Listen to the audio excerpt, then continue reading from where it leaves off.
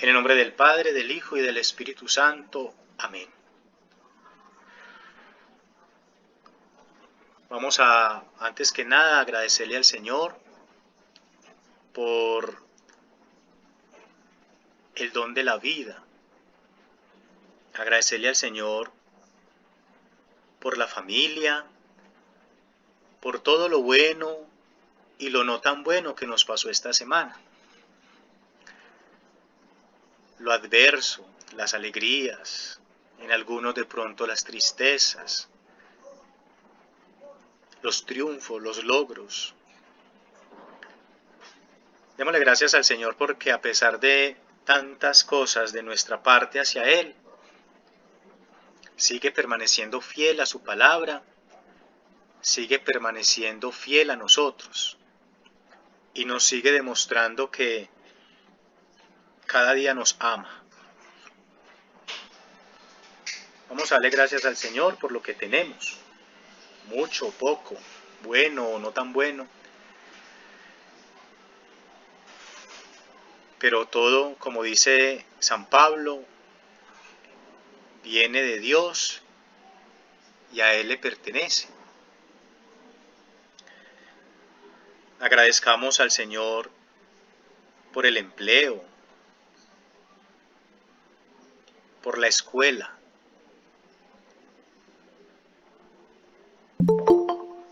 por nuestras familias. Démosle gracias al Señor por esta jornada, por este encuentro. Yo le quiero dar gracias a Dios por la vida de ustedes, por la respuesta que tan generosamente le dan al Señor, por responder al ministerio del bautismo, por responder de una manera desinteresada a la propuesta del Evangelio. Pero esto es posible gracias a la acción del Espíritu Santo. Espíritu que mueve los corazones de los hombres. Espíritu que sostiene la iglesia. Por eso invoquemos la presencia del Espíritu en el lugar donde nos encontremos. Consagremos nuestro espacio. Consagremos nuestro hogar, nuestro estudio, para que el Espíritu nos inspire y nos motive a las cosas santas. Ven Espíritu Santo, llena los corazones de tus fieles y enciende en ellos el fuego de tu amor. Envíanos, Señor, tu Espíritu y se renovará la faz de la tierra. Espíritu Santo, ilumínanos y santifícanos. Espíritu Santo, ilumínanos y santifícanos. Les voy a compartir el texto del Evangelio de este 8º domingo del tiempo ordinario. De antemano ofrezco excusas que hace 8 días yo decía en el 10º domingo del tiempo ordinario. Leí 7º y en el momento como que leí fue 10º, pero hasta hace 8 días estábamos en el 7º domingo del tiempo ordinario, hoy estamos en el 8º domingo del tiempo ordinario. Les voy a compartir entonces el texto de San Marcos 10, 17, 27.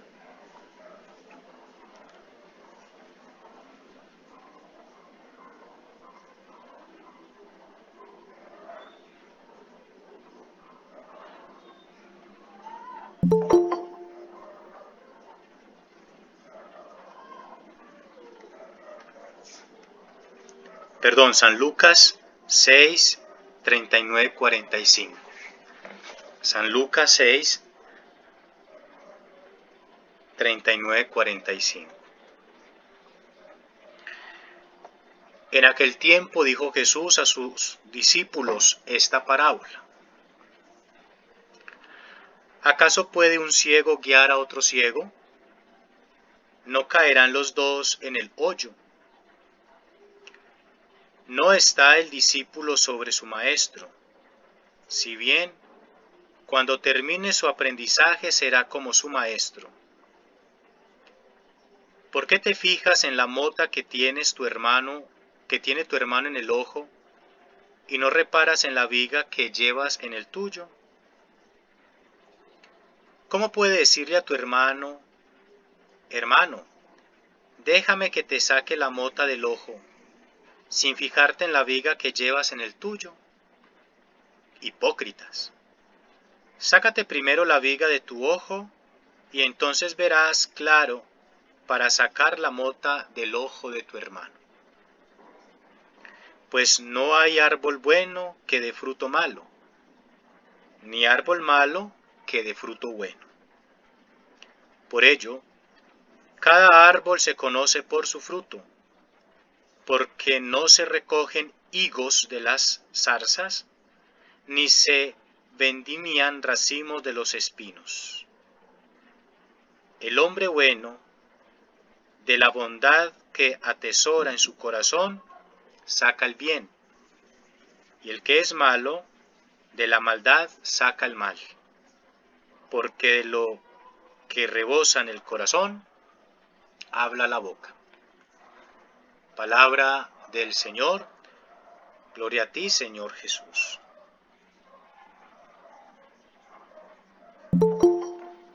Vamos a meditar un momento. Los invito para que hagamos un momento de silencio y pensemos, ¿dónde está mi corazón?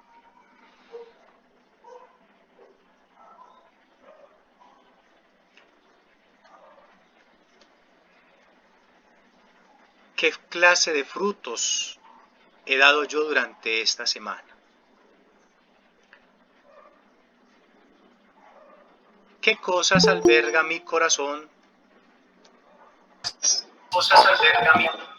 y de qué cosas hablo?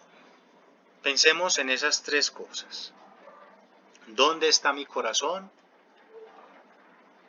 ¿Qué clase de frutos he dado esta semana? ¿Y qué cosas hay en mi corazón de las que hablan mis labios?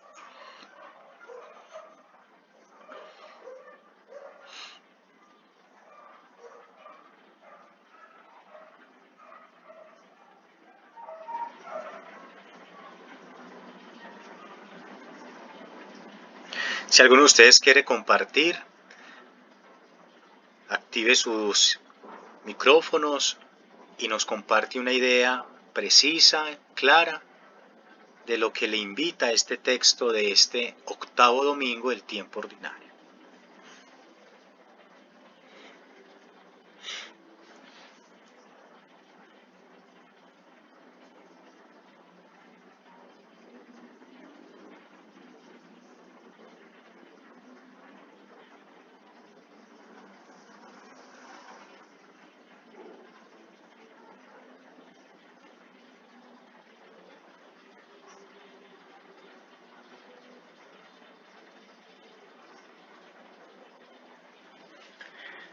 Este evangelio nos invita a no quedarnos únicamente en el mal del otro o quedándonos en los señalamientos. Este porque hace esto, este porque hace lo otro. Hay un término en la psicología que se llama la ley de la proyección. En ocasiones yo veo en el otro lo que yo soy, pero como no me lo quiero autoaceptar y no lo quiero ver de esa manera, me mantengo mirando en el otro el fallo que yo hago. Y empiezan los señalamientos.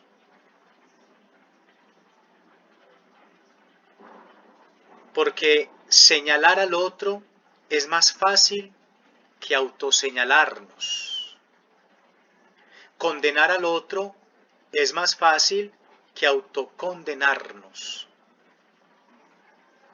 Vociferar contra la otra persona se nos es más fácil que hacerlo por nosotros mismos, porque creemos nosotros siempre estar bien en todo.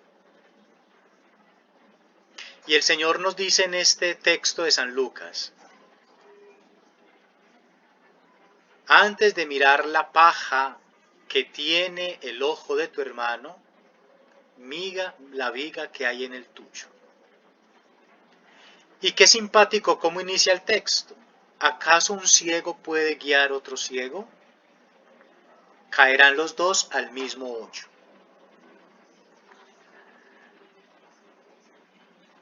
¿Por qué no haces primero el retirar el mal que tienes en ti para que luego permitas ayudarle al otro a retirarlo? Por los frutos os reconoceréis. Hemos escuchado mucho un dicho popular, dice que una naranja podrida daña el bulto de las demás. Y el texto de San Lucas nos dice: ¿acaso un árbol bueno puede dar fruto malo? ¿O acaso un árbol seco puede dar un fruto bueno? El Señor nos invita en esta dominica a que reflexionemos en qué cosas albergan nuestro corazón y de qué manera nosotros estamos dando esos frutos. Menos señalamientos con el otro, menos juzgamiento. Miren que el Evangelio de hace 8 días decía que con la vara que midas serás medido. Lo que en otro término de pronto social o término muy común es lo que llamamos el karma. Pero en Jesucristo todo está abolido. En Cristo hay una restauración. Pero hoy nos vuelve a invitar. Y la invitación es primero a mirarnos nosotros, nuestros comportamientos, nuestro modo de vivir, nuestra manera de obrar, nuestra manera de agradar a Dios, para que así podamos ayudar a otro para que lo haga. Primero, depuremos cosas personales para ayudar a depurar la de los demás. Gloria al Padre, al Hijo y al Espíritu Santo, como era en el principio, ahora y siempre, por los siglos de los siglos. Amén. En nombre del Padre, del Hijo y del Espíritu Santo. Amén. Muy bien, con estos sentimientos de oración, con estos sentimientos de no creernos más que los demás, sino frágiles ante la mirada de Dios, iniciemos con este segundo encuentro. Todavía estamos en la introducción a los sacramentos, ¿sí? Todavía estamos en la introducción y ya hoy, Dios mediante, si el tiempo nos alcanza, vamos a tratar de que nos alcance, daremos por terminado esta primera temática de la introducción a los sacramentos. Para ello vamos a continuar y les voy a dar como unas definiciones conforme a el magisterio de la Iglesia, ¿cierto? Hace 8 días hablábamos pues como de un preámbulo. Decíamos que el sacramento tiene la gracia de la Trinidad, nos regala la Trinidad porque nos comunica la gracia del Padre, porque nos dan la gracia santificante a través de Jesucristo y porque los sacramentos tienen la fuerza del Espíritu Santo. Decíamos también hace 8 días que son dones o regalos que Dios le ha dado a la Iglesia a través de la persona de Jesucristo. Decíamos que desde antiguo Dios ha tenido un proyecto y un plan de salvación para todos nosotros. Entonces lo veíamos en el libro del Éxodo, capítulo 3, versículo 9. cuando llama a Moisés a través de la zarza, cuando lo invita, lo envía a que saque al pueblo de Israel que estaba sufriendo a causa del faraón, y que en la persona de Jesucristo sigue vivo ese proyecto y ese plan de salvación a través de la muerte de Jesús en la cruz y a través de esos regalos que la iglesia constantemente realiza, como es la gracia de los sacramentos. Decíamos también hace 8 días que los sacramentos, según San Agustín, son signos sensibles de la gracia invisible de Dios, ¿cierto? Que lo que nuestros ojos perciben es lo sensible, los signos, los símbolos, pero que tras de ello está lo que no podemos percibir, pero está la gracia plena del sacramento. También decíamos que los sacramentos son vías que nos conducen a la salvación, que son necesarios para la salvación. También decíamos hace 8 días que fueron instituidos por Jesucristo y lo sosteníamos a la luz del Catecismo de la Iglesia Católica en lo numeral 114 y 119. Ya hoy entonces vamos a mirar unas definiciones que ya grandes pensadores y grandes corrientes de la Iglesia nos proponen acerca de esto, ¿cierto? Vamos entonces a empezar con una definición preconciliar, ¿sí? Una definición preconciliar acerca de los sacramentos. Cuando hablamos de preconciliar, hacemos alusión antes del concilio, ¿cierto? Antes del concilio. También lo que nos va a decir la Sacrosanctum Concilio, numeral 7 y siguientes, y en la Constitución pues, del Concilio Vaticano II, la Sacrosanctum Concilio. Primero, una definición preconciliar acerca de los sacramentos. Les voy a leer qué decía la definición preconciliar. Que los sacramentos son un signo sensible instituidos por Jesucristo para producir la gracia que santifica. ¿Sí? Signos sensibles instituidos por Jesucristo que producen la gracia santificante. Una vez más, aquí se nos deja entrever, o más bien se nos corrobora, de que los sacramentos son instituidos por Cristo y que tienen una finalidad, y es la gracia santificante.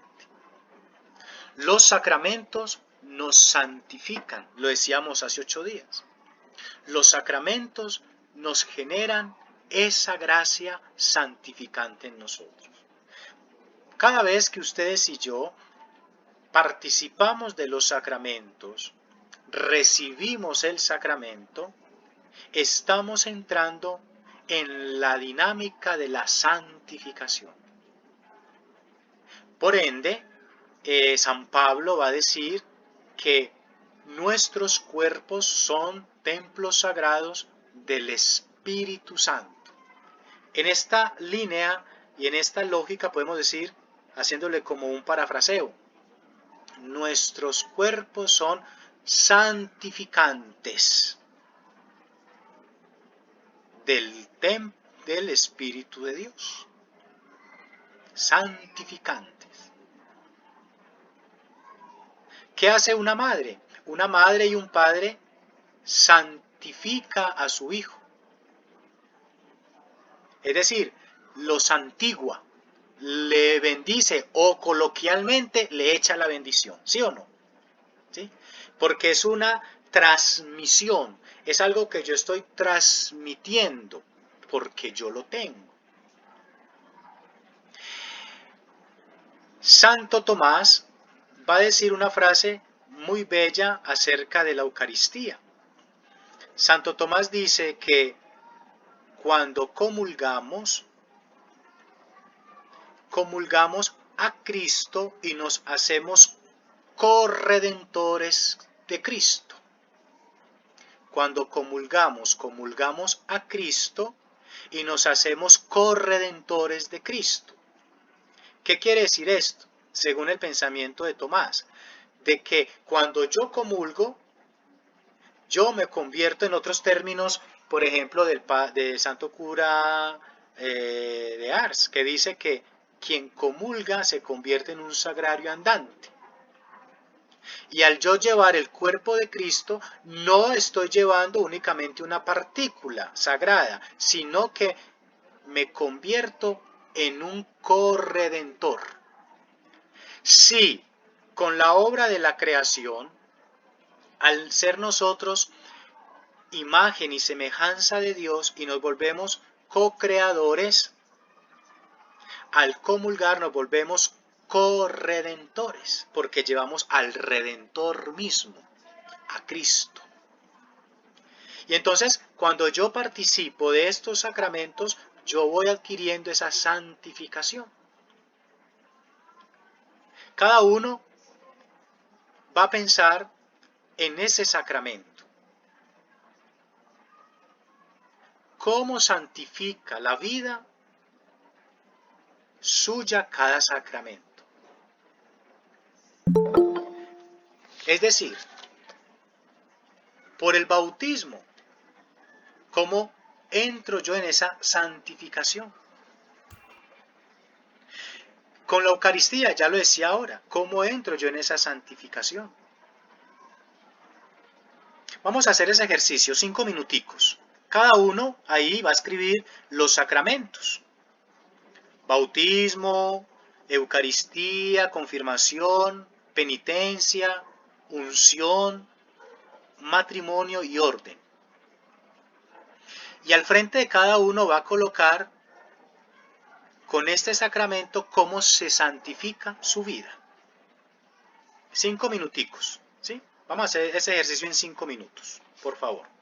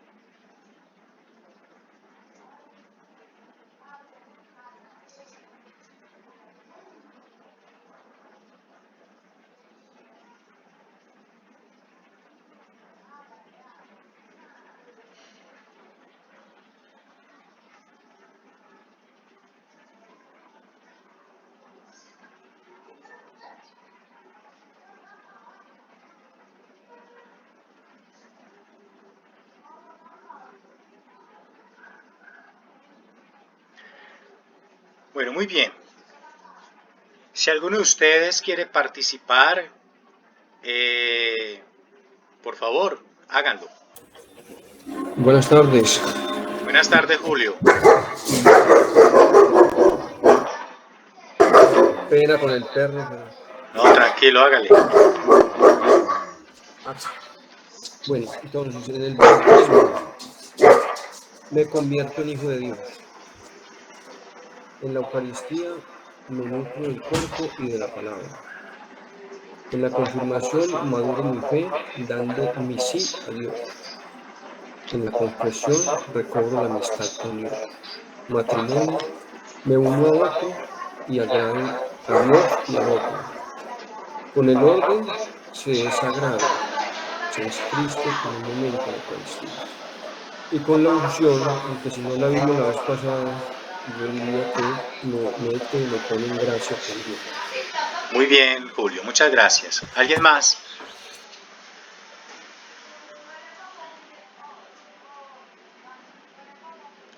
O preguntamos. Desde la libertad de los hijos de Dios.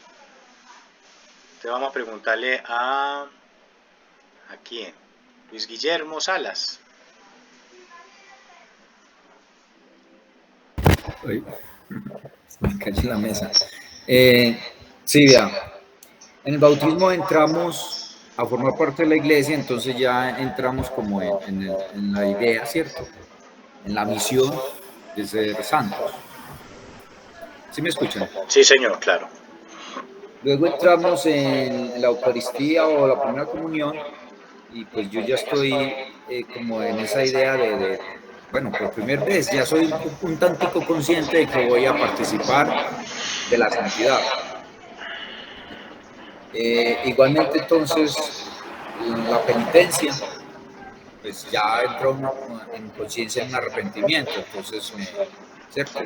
Busco el camino de la santidad, que ya estoy como guiándome por unos mandamientos.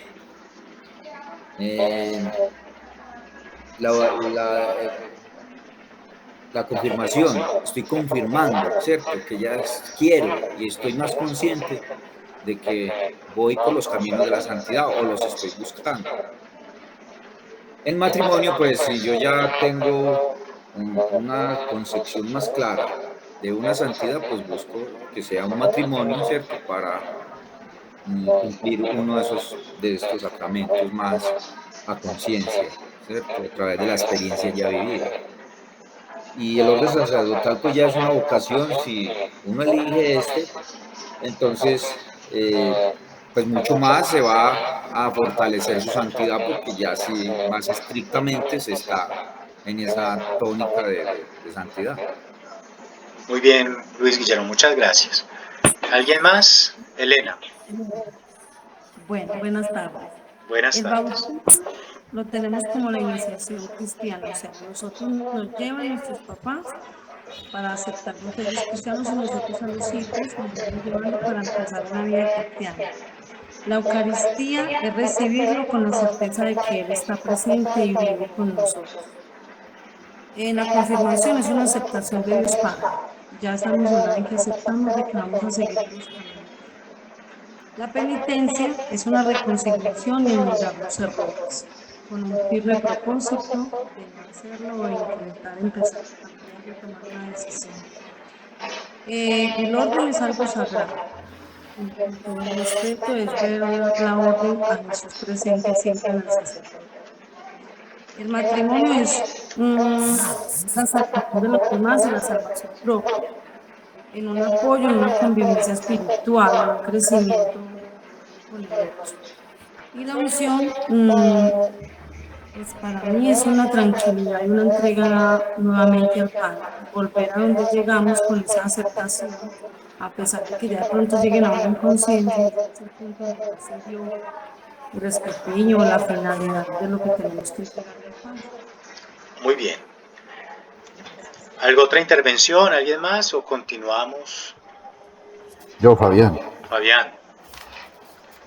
A ver, el bautismo por ser en sí el primero, yo creo que ya ahí empieza la santificación, es el primero de todos, ahí arrancamos. Entonces eso es una gracia de Dios. La confirmación es lo que decía el compañero Julio, es confirmar mi fe, es confirmar la fe, es madurarla, es respetarla ya. La Eucaristía, lo que uno se santifica es participando, estando ahí con Él. La unción de los enfermos, respetando esos últimos días de estas personas, los últimos días o las últimas horas, respetando ahí, digo yo, que se va uno santificando también. Confesión, pues ni se diga, estás como en estar como en paz con Dios, volver a estar con Él, con la comunión, unión con Dios. El matrimonio, para mí, la santificación es como compartir con la esposa, con la pareja. Y el orden sacerdotal es un camino, que ya no es un camino, sino más bien como una subida y buscando ya es una santidad en serio. Yo creo que es así. Gracias. Muy bien, Fabián, muy bien. Lina María. Bueno, lo voy a decir desde como yo lo veo. El bautizo, digamos que nos reconocemos hijos de Dios, porque cuando nacemos como unas criaturitas, como unos animalitos, por decirlo así. Entonces, en el bautizo nos reconocemos hijos de Dios a través de Jesús. La penitencia, no, primero la primera comunión. Valga bueno. La primera comunión es identificar que esa santidad no la obtengo sino a través del cuerpo y la sangre de Cristo. ¿Sí me están escuchando? Sí, ok. La penitencia es volver a la gracia, como le decía el Padre Dios a San Pablo, que mi gracia te baste. Entonces, cuando digamos que perdemos esa amistad, la volvemos a recobrar en el momento de la penitencia. Bueno, la confirmación es como la identificación real de que soy hijo de Dios y que sigo sus caminos. Porque digamos que el primer paso es el bautizo, pero ya soy consciente en la adolescencia y ya lo reconozco y lo identifico. El matrimonio, voy a utilizar una frase que escuché ayer de un sacerdote, hablaba pues el evangelio que precisamente hablaba del matrimonio, y él decía que es un primer paso a demostrar la madurez en la fe, porque se adquieren compromisos ineludibles. Entonces es una madurez en la fe y en el amor. Que sí, entonces digamos que el orden sacerdotal y el matrimonio van por la misma línea. Es como en línea del plan que tiene Dios para mí y que lo adquiero con compromiso. Y por último, la unción sacerdotal, la unción de los enfermos. Digamos que es como ya el reconocimiento de que voy o que vuelvo al Padre. Ya, así los veo yo, profe. Bueno, Lina, muy bien, Felipe. Profe, creo que lo hemos todos pues como resumido mucho. De pronto quería acotar un pedacito, y es que en la unción de los enfermos no es solamente el despachar, el viático. Sabemos que esa unción de los enfermos también comprende sanación.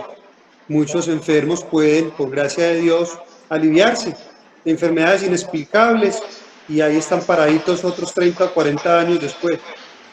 Eso era solo, profe. Muy bien, Felipe, muchas gracias por el aporte. Gracias a todos ustedes los que han intervenido y a los que quisieron, pero que en el fondo del corazón lo tienen. Muchas gracias también por haber hecho el ejercicio. Todo esto nos lleva a la santificación. Mientras ustedes estaban aportando, yo hacía como una recopilación y decía, en pocas palabras, nosotros santificamos al otro. ¿Por qué? Porque yo soy esa prolongación, por así decirlo, de la persona de Jesús. Si por la historia de la creación en el libro del Génesis, yo soy prolongación de Dios, por ser su imagen y semejanza, por ser co-creador de su obra creadora, en la actualidad soy prolongación de la persona de Cristo porque me nutro me uno a los sacramentos y por ende a la persona de Cristo. Por eso les dicen a uno, por allá va ese cristiano, ¿sí? Pero no de una manera despectiva. Entonces muchas veces hay gente que diferencia, es que ellos son cristianos a los que pertenecen a otro credo religioso. No, cristiano es el que sigue a Cristo. Miren qué interesante, si esta semana ustedes fueron a la misa, si mal no estoy fue entre el miércoles y el jueves, que el Evangelio le decía, Juan le decía a Jesús, Señor, hay unos que están echando unos demonios en tu nombre. Y los reprendemos. Y Jesús que le dice, no, el que está a favor nuestro no puede estar en contra nuestra. Es un seguidor de Cristo silencioso. Por ejemplo, nos cuentan de que Jesús tuvo 12 discípulos que la gente logró ver. Pero hubieron otros 2 discípulos ocultos de Jesús.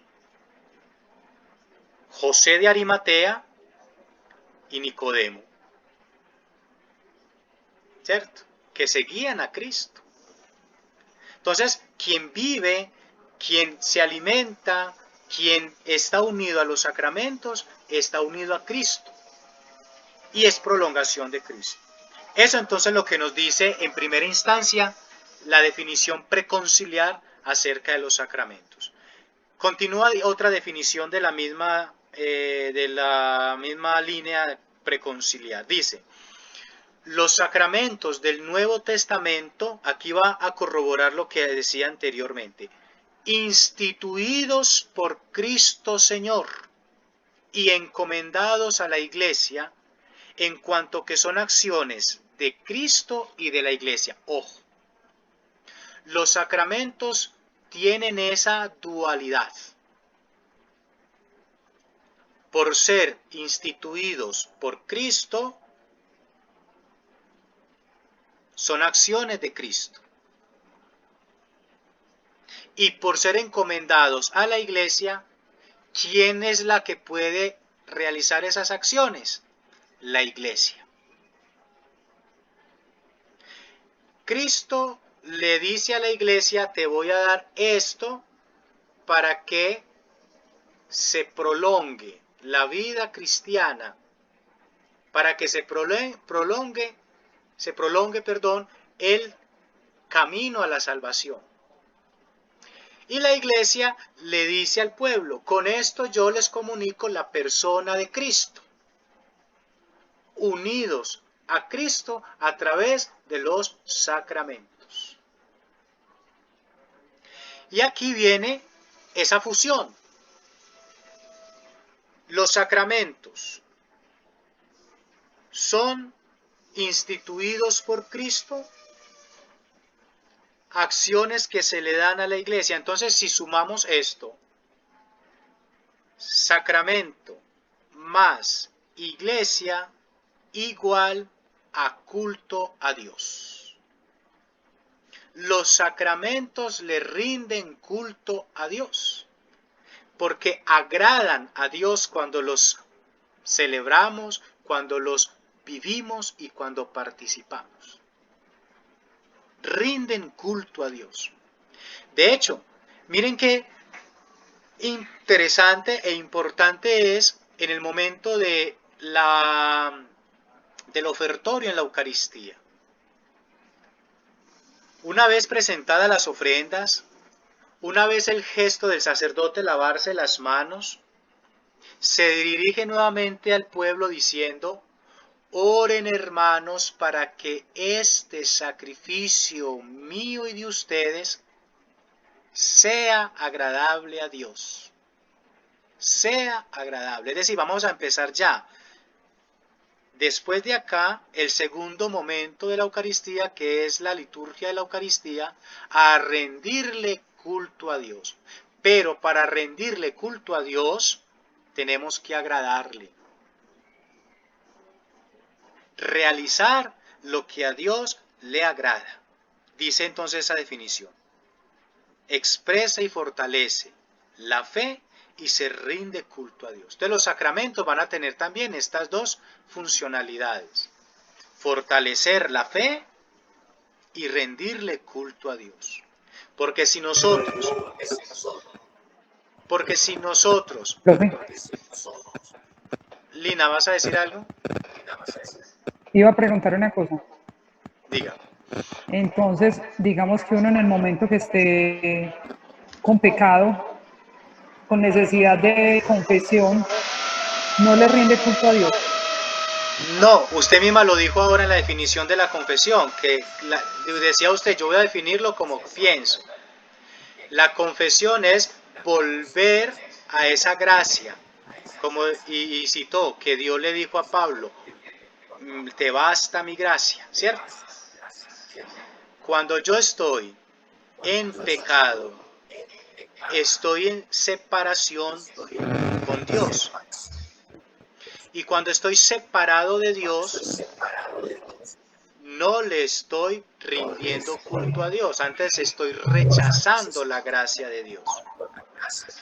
Cuando vuelvo a la gracia a través del sacramento, rindo culto a Dios y adquiero esa gracia nuevamente de Dios en mí. Y entonces ya viene acá lo que usted citó, y era de que mi basta te gracia, mi gracia te basta. ¿Sí? Entonces, mientras uno esté lejos de la vida sacramental, no le está rindiendo culto a Dios. No está en esa, no está dentro de la línea del proyecto que Dios tiene para con nosotros. Estamos en el camino, como el ciego de Jericó, ¿cierto? El que estaba en el camino. Entonces a veces nos vamos separando. Dios permanece fiel, pero somos nosotros los que nos vamos separando. Y si regresamos, Dios permanece allí. Profe, Permítame, le voy a ya hacer la termino. pregunta como más coloquialmente. Digamos, Sí. entonces, si una persona pecadora va a una misa de alabanza o hace alabanzas o lee salmos o hace sus oraciones personales, por así decirlo, se podría decir que, valga la redundancia, estaría perdiendo eso. No se pierde, no se pierde, pero le falta algo, y es la plenitud de la gracia de Dios. Yo leo los salmos, sí. Por ejemplo, mucha gente dice,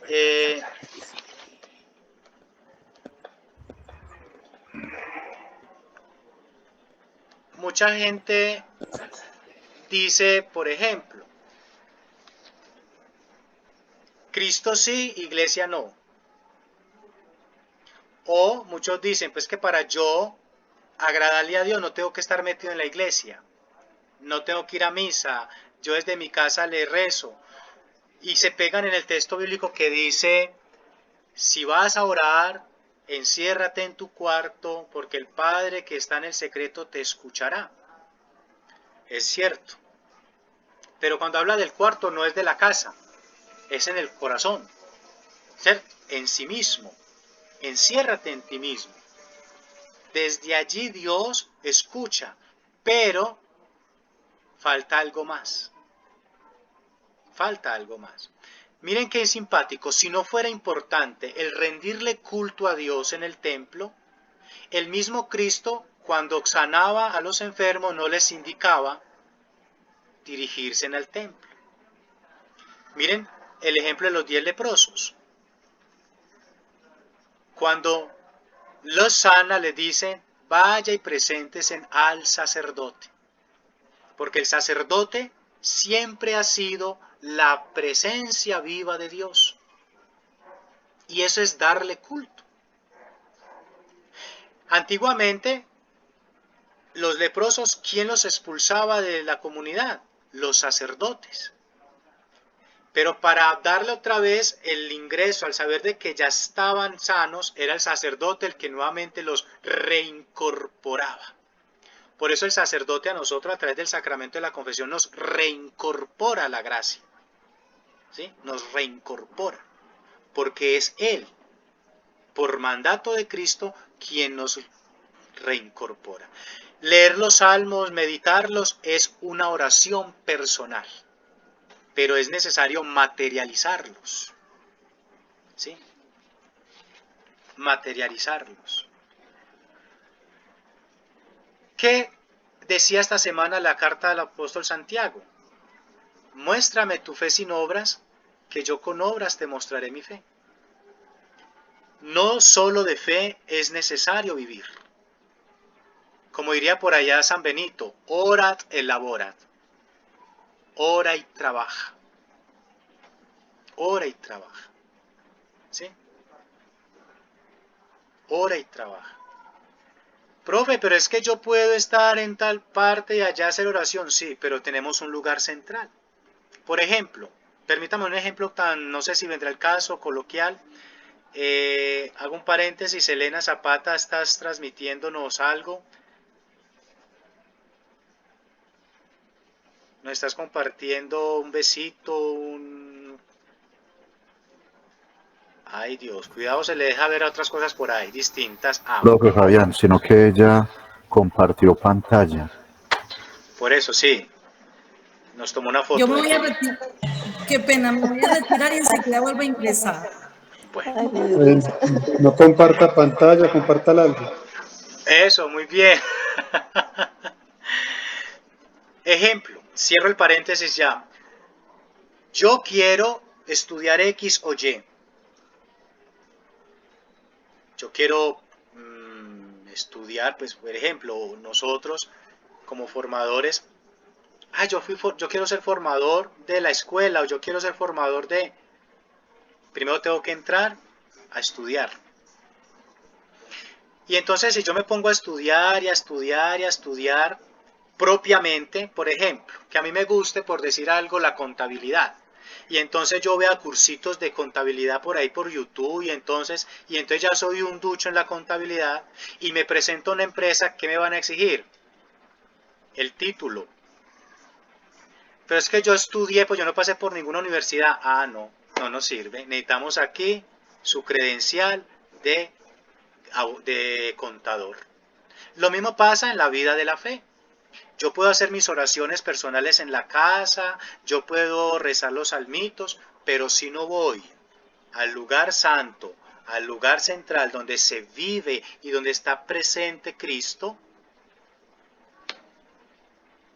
¿cierto? Pueden ser palabras vacías, como diría San Pablo, ¿sí? Entonces, la persona quien lee el Salmo puede estar ofreciéndole a Dios su vida, pero es necesario ir a rendirle culto en el templo. Avanzamos entonces con la segunda propuesta que nos tiene esta definición. Entonces la primera era el pensamiento preconciliar. ¿Sí? La primera era el pensamiento preconciliar. Segundo, la problemática teológica actual. Vamos a mirar qué nos dice la teología actual. Nos va a decir lo siguiente: es la base de esta reconsideración de la teología de los sacramentos. Hay dos factores diversos, de diverso peso y valor. Ante todo, la preferencia cada vez más neta por el método inductivo y positivo de la investigación histórica sobre la fuente y sobre la forma de la liturgia. Y la mayor atención de los datos de la Escritura han ido poco a poco imponiendo. ¿Qué quiere decir? La teología actual nos está introduciendo a algo que muchas veces mucha gente antiguamente desconocía. Y que de ahí de pronto radica que los protestantes aún no acojan. Nos dice que los sacramentos le están buscando el método inductivo. Desde el punto de vista filosófico, tenemos el método inductivo y el deductivo, ¿cierto? El método inductivo y el deductivo. El inductivo es que viene de lo macro a lo micro, de arriba a abajo, ¿sí? Inductivo es que nos comunica lo grande, lo sagrado. La teología actual entonces nos está diciendo que los sacramentos nos comunican lo macro, lo grande, Dios. ¿Sí? Dios. Y por eso nosotros estamos en esa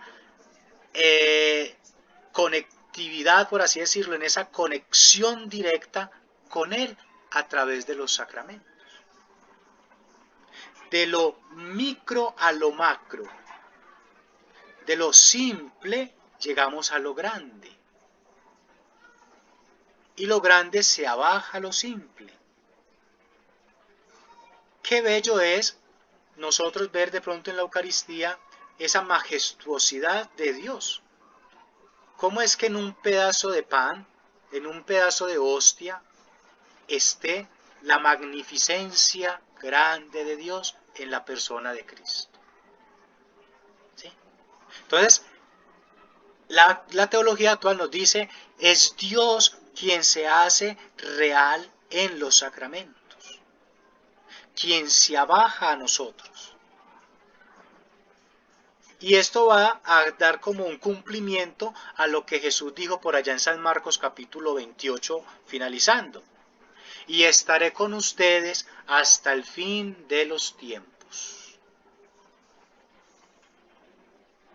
También va a decir la teología actual de que lo que está consignado en las Sagradas Escrituras se ha venido imponiendo en nuestros tiempos. Es decir, ya la Sagrada Escritura nos había, por así decirlo, prefigurado algo. Y ya se está imponiendo, se está haciendo real. Por eso vamos a ver un tema que es los sacramentos en las Sagradas Escrituras. Para afianzar más de que los sacramentos no son invenciones como muchas personas creen, sino que los sacramentos son instituidos de Cristo y sostenidos en la Sagrada Escritura, primera fuente de la que bebe nuestra fe cristiana. Continúa diciendo entonces la teología actual, dice lo siguiente: se afirma la tendencia a integrar los 7 sacramentos en una visión más orgánica de la sacramentalidad como economía de la salvación. ¿Cómo qué? Como economía de la salvación. Cuando hablamos de economía de la salvación, el término economía sí que está muy a flor de piel en nuestros tiempos. Hay que ser económicos. Por favor, apaguen la luz porque hay que economizar energía. Por favor, cierren la llave bien porque hay que economizar agua. Por favor, entonces todo estamos hablando de economía. ¿Y qué es economía de los sacramentos? Saberlos administrar. Saber tener esa gracia en nosotros. ¿Cuántas veces nosotros no sabemos de la economía de la salvación porque no la sabemos administrar? Vivimos y andamos como dice el dicho, sin ovejas, sin pastor, haciendo y deshaciendo, desgastando la gracia que hay en nosotros en cosas que no son. Ahí no estamos en la lógica de la economía de la salvación, no la estamos sabiendo administrar. Una persona, como decíamos ahora, que conscientemente sabe que tiene la gracia santificante de Dios, procura vivir conforme a esa gracia. Y eso es lo que se llama la economía de la salvación. Yo no puedo derrochar la gracia que Dios ha depositado en mí haciendo y deshaciendo. Cosas que sabemos no gustan, no agradan y no van tras el proyecto que Dios tiene de salvación con nosotros. Entonces la economía de la salvación, la que nos dice aquí es eso, saber administrar mis sacramentos, saber administrar mi vida, saber administrar mi gracia. Y hay un término muy interesante que nos dice: los 7 sacramentos son solamente los momentos culminantes, la plenitud y la perfección en la vida del hombre. Ojo, lo repito. Los 7 sacramentos son solamente los momentos culminantes de la plenitud y la perfección de la vida del hombre. Y ahí de pronto podemos darle respuesta a algunas preguntas que surgieron hace 8 días. Profe, ¿por qué 7 sacramentos y no 10 y no 6 y no más? Primero, si vamos a mirar la numerología teológica o desde el punto de vista simbología apocalíptica, la parte aritmética, el número 7 se nos implica o se nos indica la perfección, la plenitud. La plenitud. Si bien se nos dice que los días en que fue creado el mundo fueron 6, pero nos hablan de un séptimo, porque el séptimo es para rendir culto a Dios, la plenitud de la jornada, la plenitud de la vida. Los 7 sacramentos, dice ahí, son lo culminante a la plenitud y a la perfección. Una vez más, entramos en conciencia de que con los sacramentos nos vamos perfeccionando. ¿Perfeccionando en quién? En la vida de Cristo. Dice Jesús, le decía a sus discípulos: sed santos como vuestro Padre es santo. Y la práctica de los sacramentos nos van enrutando a esa perfección, a esa plenitud, a esa santificación. Qué interesante entonces, muchachos, es ver cómo los sacramentos se nos son útiles para la vida cristiana. ¿Cómo tenemos nosotros, perdónenme la expresión, a pedir de boca los métodos de cómo adquirir esa gracia, pero no los vemos? Vamos, participamos, celebramos, pero no vivimos. Cosas muy distintas. Yo fui a misa, pero no celebré la misa. Yo estuve en un bautismo, pero no celebré el bautismo. Ejemplo, bautizos, hoy en día los bautismos, ¿en qué se preocupan más los padres? En tomar la fotico, en hablar y no sé qué, y el sacerdote haciendo las explicaciones de rigor y a todo le van a decir sí, sí, sí, porque si le digo que no, no me hacen el sacramento. Pero a veces actuamos movidos por la inercia, no por la convicción de fe y de la gracia que tiene cada sacramento. ¿Claro hasta acá? ¿Sí? Muy bien. Tercero, ya dijimos entonces, primero, la problemática, o más bien lo que pensaba el pensamiento preconciliar. ¿Qué piensa la teología actual? Vamos para lo tercero. Síntesis escolástica. Vamos a mirar qué dice la escolástica acerca de los sacramentos.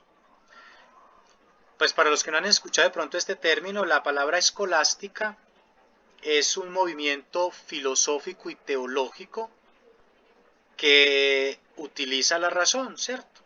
Es una corriente que se apoya de la filosofía y de la teología para comprender a la luz de la razón lo que es difícil a la intelequia humana, lo que es algo sobrenatural, ¿sí? Sobre la realización cristiana. La escolástica entonces va a decirnos 6 cosas puntuales. 6 cosas puntuales la escolástica nos va a afirmar, nos va a señalar acerca de los sacramentos. La primera, el número de los sacramentos. Aunque ya lo dijimos ahora con la teología actual, vamos a mirar la escolástica por qué ratifica los 7 sacramentos. Primero, entonces, el número de los sacramentos. La escolástica sintió la necesidad de poner orden en el conocimiento y en el uso indiscriminado del sacramento. La escolástica distinguió entre sacramento mayor y sacramento menor. Miren qué interesante. La escolástica diferenció sacramento mayor de sacramento menor. ¿Qué es o cuáles son los sacramentos mayores? Los 7 sacramentos. Podríamos decir, de lo macro a lo micro, de lo grande a lo bajo, a lo pequeño. Dios se hace grande, o todo decir, toda la gracia de Dios, lo grande, se abaja en lo pequeño, en el hombre. Y los sacramentos menores, según la escolástica, es lo que conocemos en la actualidad como sacramentales, de lo micro a lo macro.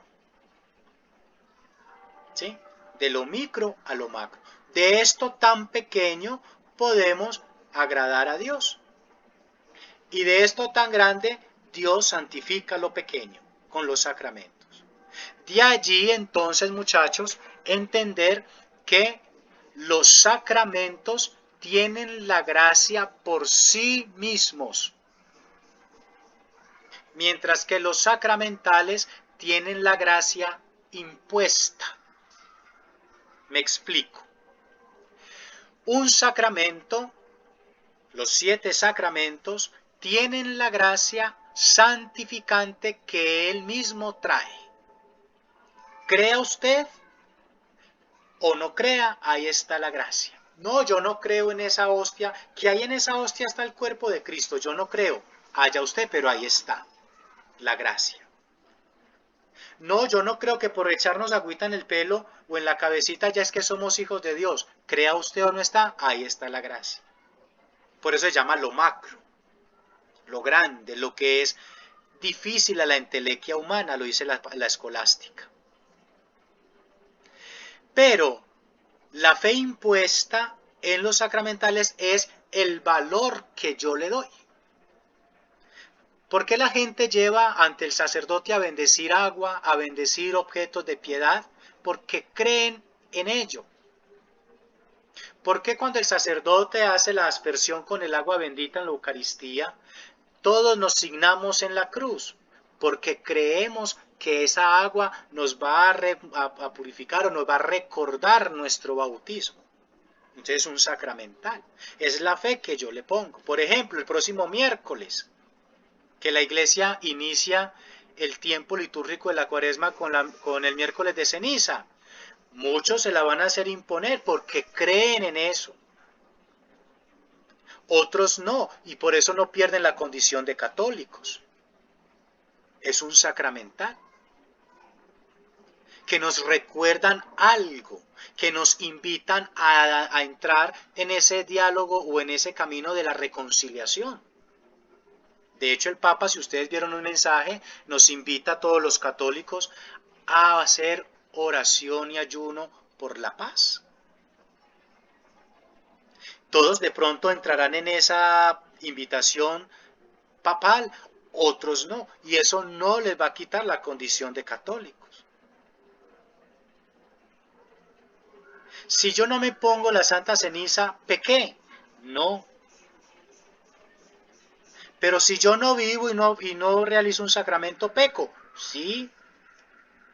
Porque los sacramentos contienen esa gracia plena y los sacramentales tienen una gracia, por así decirlo, decía ahora, impuesta. Es lo que yo creo, lo que yo deposito ahí. Entonces la escolástica nos va a hablar de esa separación. Logramos diferenciar entonces de sacramentos mayores y sacramentos menores. Segundo, de la escolástica, el concepto de sacramento. ¿Qué dice la escolástica sobre el sacramento o sobre por qué se llama sacramento? Dice la escolástica. La escolástica elaboró un concepto de sacramento destinado a ser clásico y a informar toda la teología sucesiva. Se llama propiamente sacramento a lo que de tal modo, quid ita, en latín, de tal modo, quid ita, es signo de la gracia de Dios. Ojo, todo sacramento es quid ita, signo de la gracia de Dios. Y le dice lo siguiente, y dice, lo conforma la forma y la materia. Es necesario la forma y la materia para que haya el sacramento. No hay sacramento solo con la materia. Y no hay sacramento solo con la forma. La materia son los signos visibles que percibimos y que la Iglesia utiliza para cada sacramento. Los signos nos tienen que hablar, o más que hablar, nos tienen que invitar a esa conexión con Cristo. Ojo, los signos nos tienen que hablar de la conexión con Cristo, que se permita esa conexión con Cristo. Y son signos bíblicos, litúrgicos. Desde el principio se nos habla del agua. En el libro de la creación, en la historia de la creación, dice que desde el principio el Espíritu de Dios se movía sobre las aguas. En el libro del Éxodo nos dicen que el pueblo de Israel fue atravesando por medio de las aguas. Que Moisés fue conducido por las aguas en el río Nilo. Que Jesús fue bautizado en el río Jordán, las aguas. Que Dios le dijo a Noé que construyera una barca para ser protegido de el diluvio, las aguas. Signo sacramental.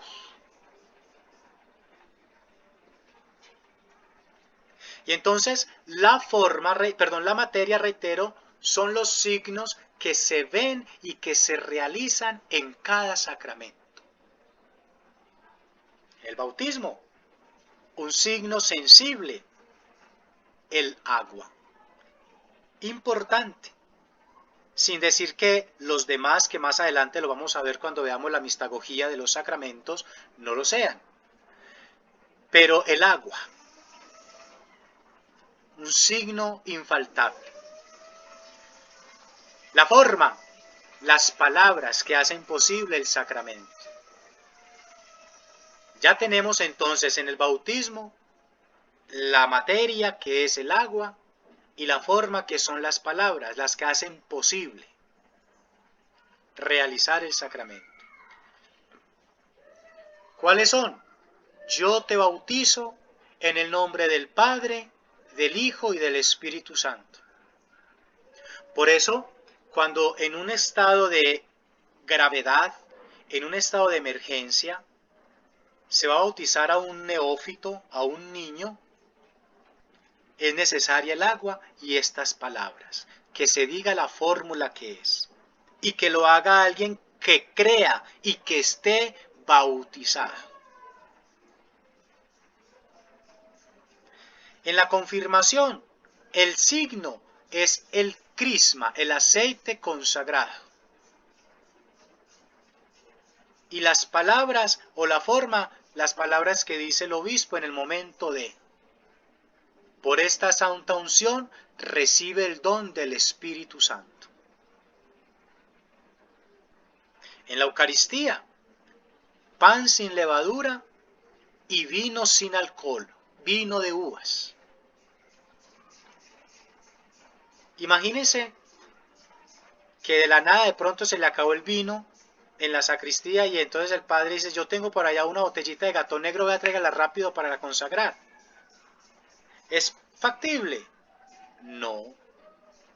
Pero es que es vino, la comunidad, ¿qué va a saber? No hay ahí sangre de Cristo. Son signos que nos simbolizan y que nos hablen de Cristo. Cristo en la cruz no derramó gato negro y agua, sino sangre y agua, ¿cierto? Entonces, eso pasa.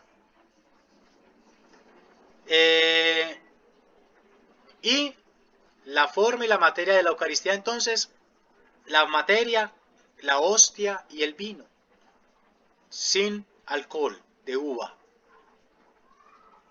Y las palabras consacratorias es la forma, cuando nos estamos arrodillando, y no que es que a veces no las escuchamos porque ahí nos suena la campana del acólito, ¿cierto? Y la gente actúa por inercia, sonó la campana y me tengo que arrodillar. Mas no para presenciar esa belleza y ese trueque. Como diría Santo Tomás, no contemplamos la maravillosa transustanciación de Cristo. Las palabras son: te pedimos, Padre, que envíes tu Espíritu sobre este pan y este vino, para que se conviertan en el cuerpo y la sangre de Jesucristo nuestro Señor. Y el sacerdote impone las manos sobre el cáliz y la patena. Entonces la escolástica nos dice que son signos de la gracia de Dios, la forma y la materia. Ya cuando veamos cada sacramento, ahondamos más en esto. Tercero, la eficacia del sacramento. La eficacia del sacramento. La pregunta que los escolásticos se hacen es: ¿cómo puede una realidad material y sensible producir una gracia espiritual y sobrenatural? Las respuestas son muchas y diversas. Los sacramentos son ocasión de gracia, contienen la gracia y disponen a la gracia. Vea que esta trilogía del sacramento: ocasión de gracia, contienen a la gracia y disponen a la gracia.